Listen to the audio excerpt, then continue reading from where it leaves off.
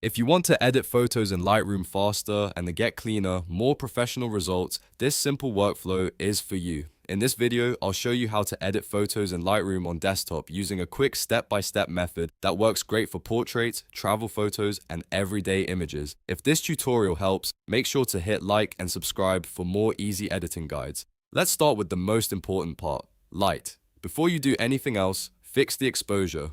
Exposure controls the overall brightness of your photo, so bring it up if the image is too dark or down if it's too bright. Then adjust contrast to add a little more punch. A good starting point is somewhere around +10 to +20, but always go by how the image looks. Next, lower the highlights to recover detail in bright areas like skies or faces, and increase the shadows to bring back detail in darker areas. This is usually the first big step in making a photo look balanced and polished. Now move to color. This is where you make the image look more natural and visually appealing. Start with temperature and tint to correct the white balance. If the photo looks too warm or too cool, this is where you fix it. Then increase vibrance by about +15 to +30 to make colors pop without overdoing skin tones.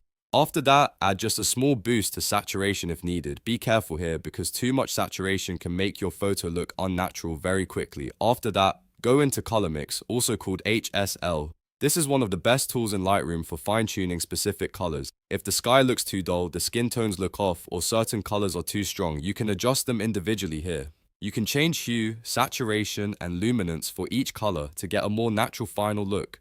This step is especially useful when you want to correct tones without affecting the whole image. Next comes effects. This is where you add a little more depth and style to your photo. Increase clarity by around 10 to add definition, and add texture by around 10 for extra detail. Dehaze can be helpful too, especially if your photo looks hazy or washed out. A small amount like +5 is usually enough. You can also add a subtle vignette to draw attention toward the center of the image, but keep it light so the edit still looks clean and professional. Finally, use masking for more advanced edits. This lets you edit the subject and the background separately, which is a huge advantage in Lightroom.